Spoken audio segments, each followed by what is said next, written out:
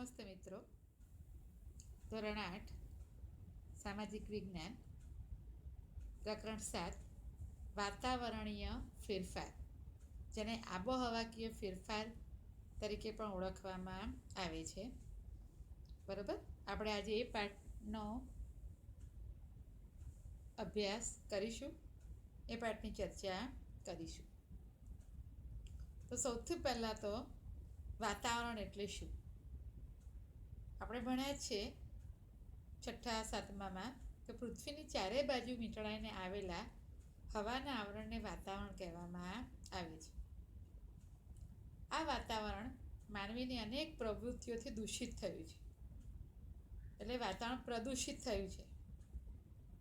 એનું કારણ ઉદ્યોગો, કારખાના, પાવર સ્ટેશનો, વાહનો દ્વારા વાતાવરણમાં દૂષિત વાયુઓ ભળે છે, જેને કારણે વાતાવરણ દૂષિત થાય છે. આજે આપણે એ પાઠની ચર્ચા કરીશું. આજે આપણે એક નવો પ્રયોગ કરીએ છીએ મિત્રો. પાઠ આમાં તો ભણાવીશું જ, પણ અહીંયા પાઠનો સરસ મજાનો વિડીયો આપેલો છે, જેમાં આખા પાઠની ચર્ચા કરવામાં આવી છે. તમે ખાલી પુસ્તક જુઓ અને અહીંયા એના બદલે સરસ મજાના ચિત્રો દ્વારા તમને એ પાઠ સમજાવવામાં આવ્યો છે. બરાબર મિત્રો? તો એનો વિડીયો તમે બરાબર સરસ રીતે જુઓ. ન ખબર પડે તો આપણે પછી એની ફરી ચર્ચા કરીશું, પણ વિડીયો જોતાં પાઠના દરેક મુદ્દાની, દરેક ટૉપિકની સુંદર મજાની ચર્ચા કરવામાં આવી છે અને પાઠ પ્રમાણે જ એ વિડીયોમાં સરસ મજાની સમજૂતી આપવામાં આવી છે. બરાબર? વિડીયો પતી જશે પછી 1-2 વાર તમે પાઠનું વાંચન કરજો. બરાબર? એ પછી આપણે અભ્યાસની ચર્ચા કરીશું. ઓકે? House effect. સારાંશ. જુદા જુદા સ્થળ પર હવામાનનું પ્રમાણ તેમજ તેનું જુદા જુદા સ્થળ પર હવાનું પ્રમાણ અને હવાની ગતિ અલગ અલગ હોય છે. ઉપરાંત રોજિંદા જીવનમાં ઠંડી, ગરમી કે વરસાદમાં થતા ફેરફારને વાતાવરણમાં થતા ફેરફાર તરીકે ઓળખાવીએ છીએ. વાતાવરણમાં થતા એકાએક ઘટાડો કુદરતી હોવાની સાથે સાથે માનવ સર્જિત પણ છે. લોકો દ્વારા થતી પ્રવૃત્તિઓની અસર વાતાવરણ પર પડે છે. સૈદ્ધાંતિક સમજ. વાતાવરણમાં થતા ફેરફારને સમજવા માટે કેટલીક સંકલ્પનાઓ સમજવી જરૂરી છે, જે નીચે મુજબ છે. જેમ કે સૌપ્રથમ વાતાવરણ એટલે શું? વાતાવરણ પૃથ્વીની ચારે બાજુ વીંટળાઈને આવેલા હવાના આવરણને વાતાવરણ કહેવામાં આવે છે. આબોહવાના ફેરફાર. વૈશ્વિક તાપમાન વધવાથી તાપમાન, પવનની દિશા અને ભેજ વગેરેમાં જે ફેરફાર થાય છે તેને આબોહવાના ફેરફાર કહેવામાં આવે છે. હવામાન કોઈ પણ પ્રદેશના તાપમાન, ભેજ અને વરસાદની ટૂંકા ગાળાની સરેરાશ સ્થિતિ એટલે હવામાન. આબોહવા કોઈ પણ પ્રદેશના 35 થી વધારે વર્ષોના સરેરાશ તાપમાન, ભેજ અને વરસાદની સરેરાશ સ્થિતિ એટલે આબોહવા. આપેલ સંકલ્પનાઓમાં જો સંતુલન રહે તો વાતાવરણ પર કોઈ ફેરફાર જોવા મળતો નથી. પરંતુ જો હવામાન કે આબોહવામાં કોઈ માનવ સર્જિત કારણોસર ફેરફાર થાય તો તે ઘણો ઘાતકી સાબિત થાય છે. જેમ કે તેના દ્વારા ઉદ્ભવતી ગ્રીન હાઉસ ઇફેક્ટ.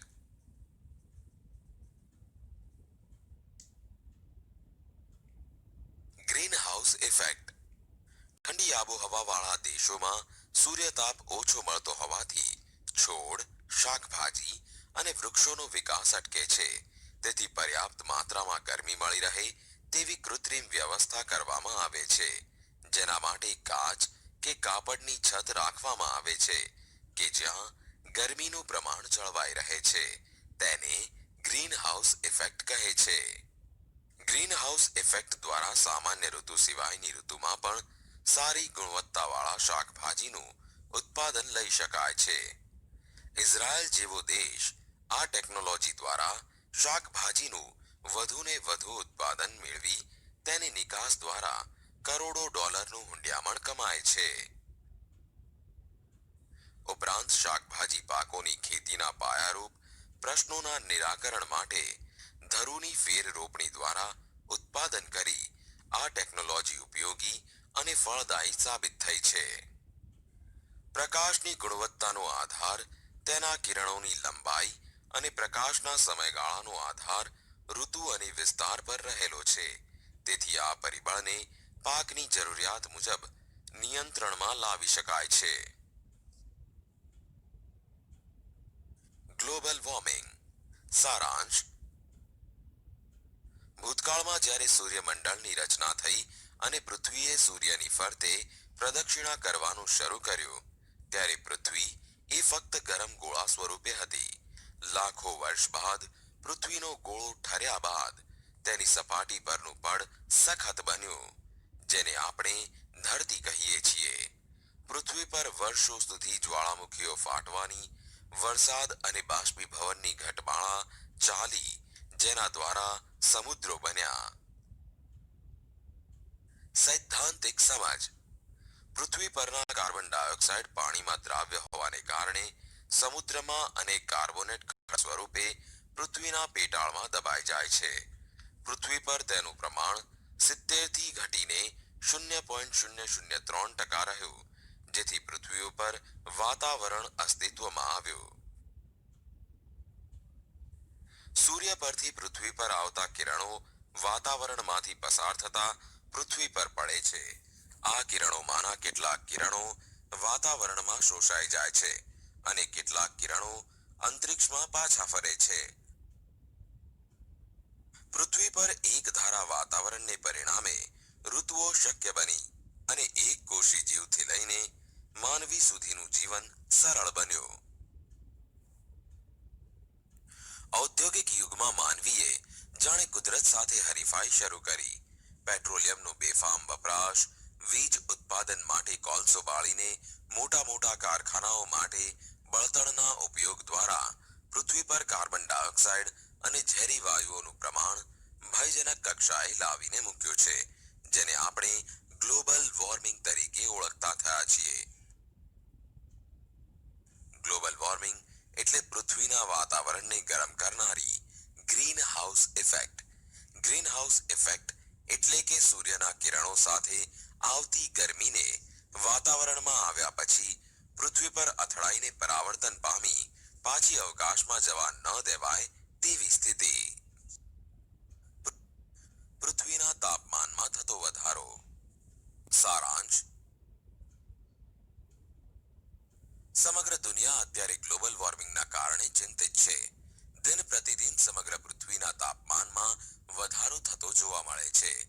પૃથ્વી પર અતિશય ગરમી પડવી, અતિશય વરસાદ પડવો અને ઋતુમાં થતું અનિયમિત પરિવર્તન વગેરે ઘટનાઓ સામાન્ય બની છે.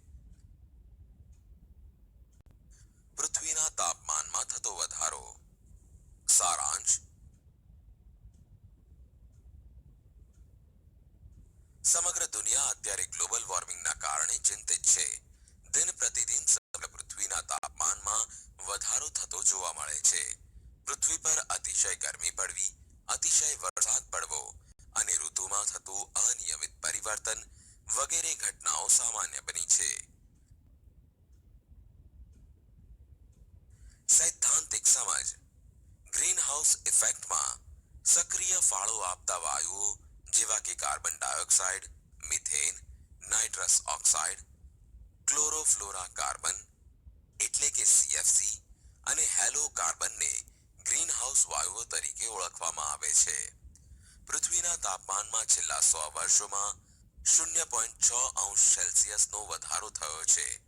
જુદા જુદા વાયુઓનું પ્રમાણ જેવા કે કાર્બન ડાયોક્સાઇડ 64%, ક્લોરોફ્લોરા કાર્બન 65%, મિથેન 10% અને હેલો કાર્બન 0.5% નો સમાવેશ થાય છે.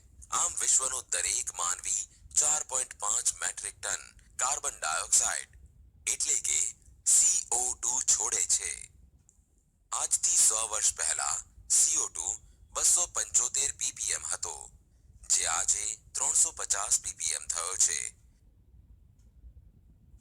ppm એટલે પાર્ટ પર મિલિયન એટલે કે 10 લાખનો એક ભાગ એટલે કે 0.28%, તો 280 ppm કહેવાય. પૃથ્વીને ગરમ કરવામાં જવાબદાર પરિબળો. વસ્તુ થર્મલ પાવર મથક 200 મેગાવોટ. સમય વાર્ષિક.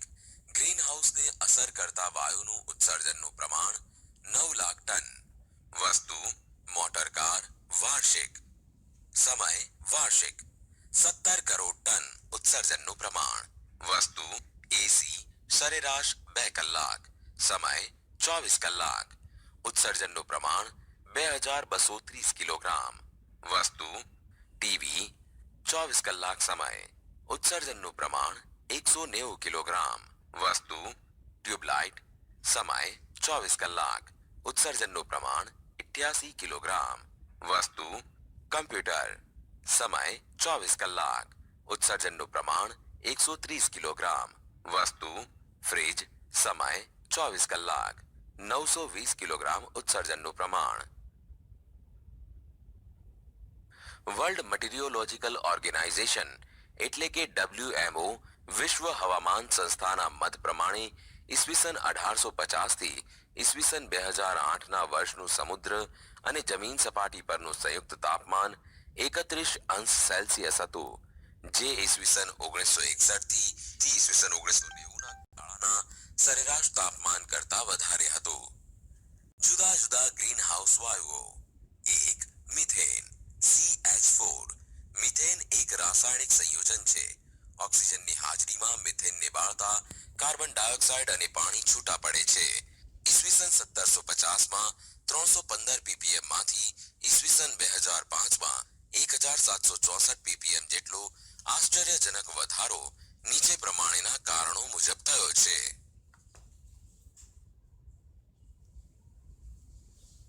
પશુઓના શ્વાસોશ્વાસ અને ચયાપચયની ક્રિયાને લીધે 14 કરોડ ટન ઉત્સર્જન. ડાંગરની ખેતીના લીધે 15 કરોડ ટન ઉત્સર્જન. સેન્દ્રિય કચરો સડવાથી 7 કરોડ ટન ઉત્સર્જન. 2. Nitrous oxide N2O. ખાતરોના ઉપયોગ સહિત કૃષિને લગતી થતી પ્રવૃત્તિઓને પગલે વાતાવરણમાં નાઇટ્રસ ઓક્સાઇડનું પ્રમાણ વધે છે, જે 270 ppm થી વધીને અત્યાર સુધીમાં 319 ppm જેટલું થયું છે. 3. ક્લોરોફ્લોરા કાર્બન CFC. પ્લાસ્ટિક, ફ્રીજ, એસી, સર્કિટ સર્જન, એરોસેલ સ્પ્રે એટલે કે 1 માઇક્રોન થી 10 માઇક્રોન આકાર ધરાવતા સૂક્ષ્મ કણોને એરોસેલ કહે છે, વગેરેના વપરાશથી ક્લોરોફ્લોરા કાર્બનમાં વધારો થાય છે. એક વ્યક્તિ દ્વારા પ્રતિદિન જે વસ્તુઓ ગ્રહણ કરવામાં આવે છે તેમાં લગભગ 80% વાયુઓ હોય છે.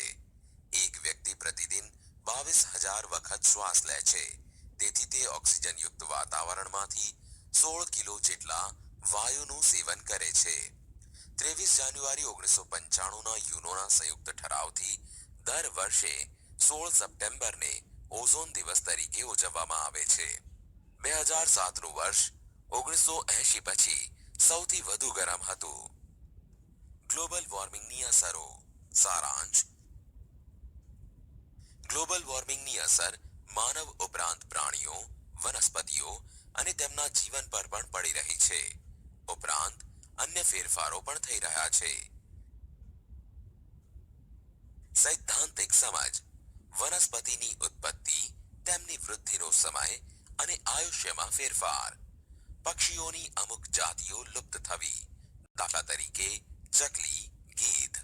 હિમાલયની 2000 હિમનદીઓ પીગળવી. છેલ્લા 10 વર્ષમાં દુષ્કાળ, વાવાઝોડા, અતિવૃષ્ટિ અને પૂરનું પ્રમાણ વધવું.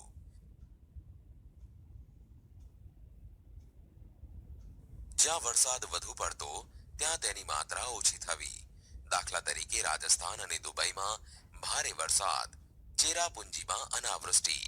ખેતીમાં કઠોળનું ઉત્પાદન ઓછું થવું, જમીનમાં પાણીનું સ્તર ઘટવું, હિમનદી પીગળવાથી સમુદ્ર જળ સ્તર ઊંચું થવું અને સમુદ્ર કાંઠાનું ધોવાણનું સ્તર વધવું.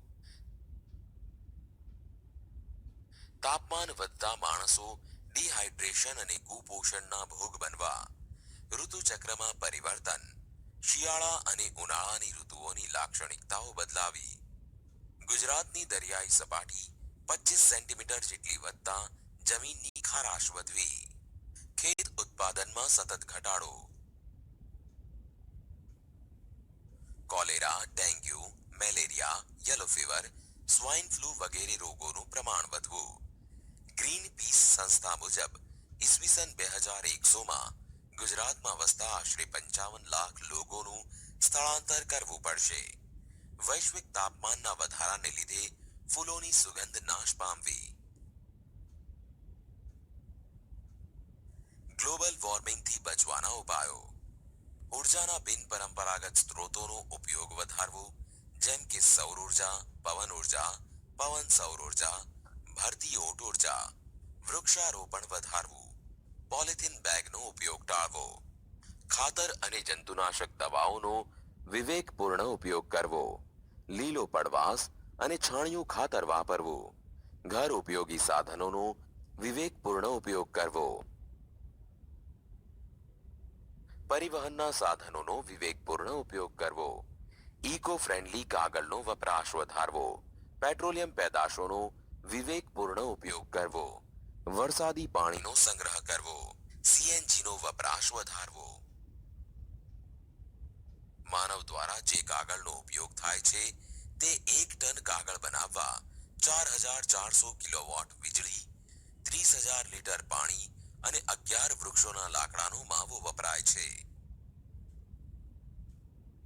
પર્યાવરણનું રક્ષણ કરવા વૈશ્વિક નીતિ.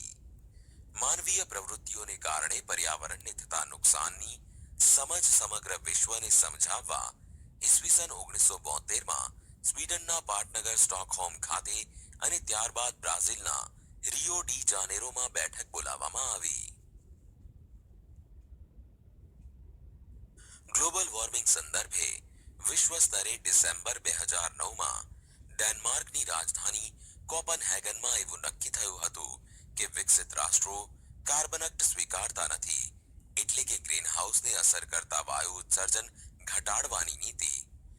જ્યારે વિકાસશીલ રાષ્ટ્રો ગ્રીનહાઉસને અસર કરતા વાયુ ઉત્સર્જન ઘટાડવા દબાણ કરે છે.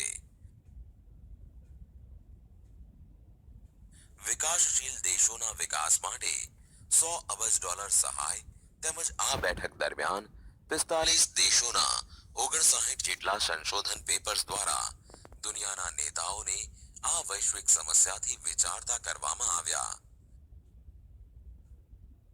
વિશ્વમાં સરેરાશ નાગરિક 4.5 મેટ્રિક ટન, ભારતનો નાગરિક વાર્ષિક સરેરાશ 1.2 મેટ્રિક ટન તેમજ અમેરિકાનો નાગરિક 20.6 મેટ્રિક ટન કાર્બન વાયુ ઉત્સર્જન કરે છે, જે પર્યાવરણ માટે ભયજનક સ્થિતિ કહેવાય. વિદ્યાર્થીઓ, આ પ્રકરણ અહીં સમાપ્ત થાય છે. નમસ્તે વિદ્યાર્થી મિત્રો, આપણે વાતાવરણીય ફેરફાર અથવા તો આબોહવાકીય ફેરફાર એ પાઠ ભણ્યા. તમે એનો સરસ મજાનો વિડીયો જોયો, જેમાં આખા પાઠની ચિત્ર સાથે સમજૂતી આપવામાં આવી છે. હું માનું છું તમને બરોબર ખ્યાલ આવી ગયો હશે. બરોબર, તો હવે આપણે એ પાઠના સ્વાધ્યાયની ચર્ચા કરીએ, જેથી પાઠમાં કદાચ કંઈ સમજણ ન પડી હોય તો સ્વાધ્યાયની ચર્ચામાં એનો ખ્યાલ આવી જાય. તમારે મોબાઈલ સ્ક્રીન પર તમને તમારા પાઠનો સ્વાધ્યાય આપવામાં આવ્યો છે. બરાબર, પ્રશ્ન પહેલો, નીચે આપેલા પ્રશ્નોના ઉત્તર આપો. તો આબોહવા એટલે શું? ધ્યાન આપજો મિત્રો. વાતાવરણ એટલે શું નથી પૂછ્યું, આપણે શું પૂછ્યું છે? આબોહવા એટલે શું? તો કોઈ પણ પ્રદેશના 35થી વધારે વર્ષોના સરેરાશ તાપમાન, ભેજ અને વરસાદની સ્થિતિ એટલે આબોહવા. બરાબર મિત્રો. બીજો પ્રશ્ન છે, ગ્રીન હાઉસ ઇફેક્ટ એટલે શું? તો ગ્રીન હાઉસ ઇફેક્ટ માટે અહીં આપણને આપ્યું છે એ પ્રમાણે કે ઠંડી આબોહવાવાળા પ્રદેશોમાં સૂર્યતાપ ઓછો હોય, પરિણામે છોડ, શાકભાજી, વૃક્ષોનો વિકાસ અટકે છે.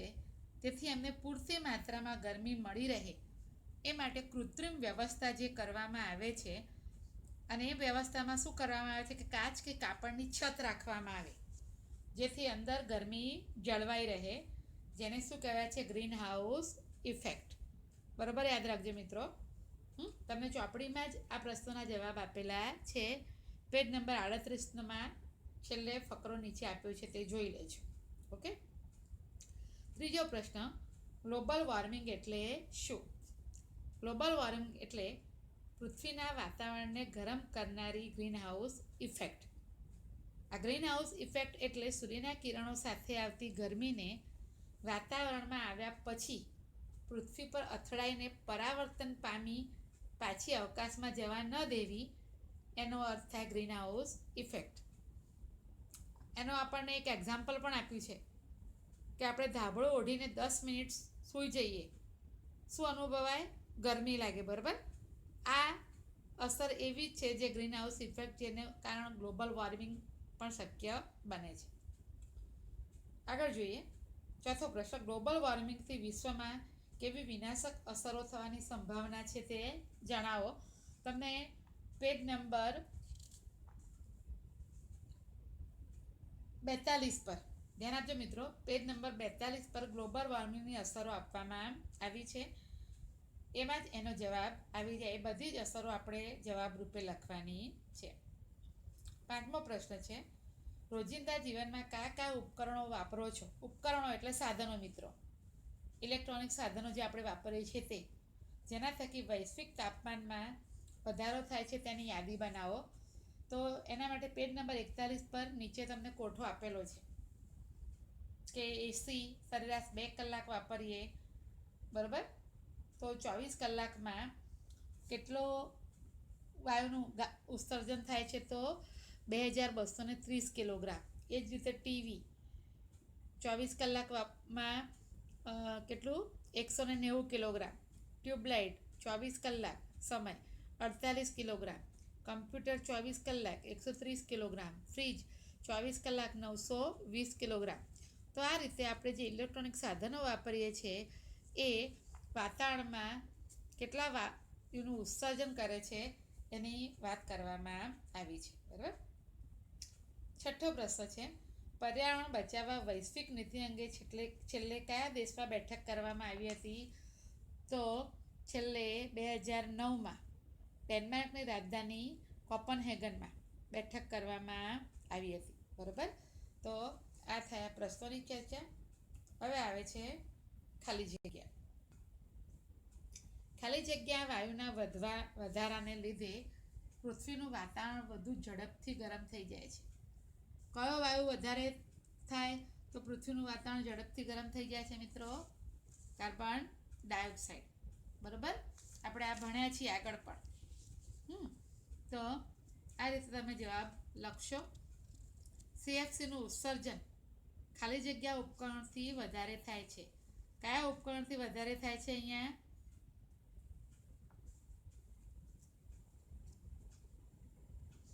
આઈ થિંક એસી, બરાબર?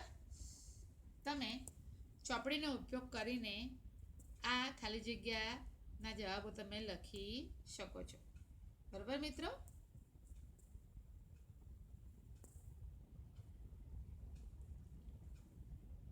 એ પછી પ્રશ્ન ત્રીજો આપેલો છે, જો મિત્રો, ગ્લોબલ વોર્મિંગ અટકાવવા કેવા પ્રકારના પગલાં લેવા આવશ્યક છે?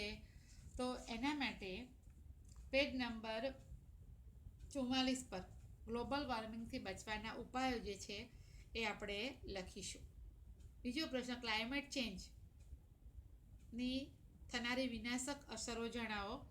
તો વાતાવરણ બદલાવાથી જે વિનાશક અસરો થાય છે એની ચર્ચા આપણે કરવાની, અને એ જ આપણે ચોપડીમાં જ મળી રહેશે, બરાબર મિત્રો? તો સ્વાધ્યાય લખતા હોય એ પહેલાં આપણે ચોપડીનો પાઠ 1-2 વાર વાંચી લો. જરૂર જણાય તો તમે ગાઈડનો ઉપયોગ પણ કરી શકશો, બરાબર? કેમ કે ઘણીવાર ચોપડીમાં બધું અલગ અલગ આપ્યું હોય, પણ આપણે એક સાથે લખવું હોય તો એ માટે ગાઈડનો ઉપયોગ કરી શકાય. છતાં કદાચ ખબર ન પડે તો એ પછી જ્યારે આપણી મીટિંગ હોય ત્યારે તમે પ્રશ્ન પૂછી શકો છો, બરાબર? તો સ્વાધ્યાયની ચર્ચા આપણે પૂરી કરીએ છીએ. સ્વાધ્યાયનો પહેલો પ્રશ્ન, બીજો પ્રશ્ન, ત્રીજો પ્રશ્ન લખવાનો. ટૂંક નોંધો પણ તમને આપી જ છે એટલે આપણે વધારાનું આપતા નથી. ઓકે? તો સુંદર અક્ષરે સ્વચ્છતાથી આ કામ કરશો. નીચે વાલીની સહી કરાવશો.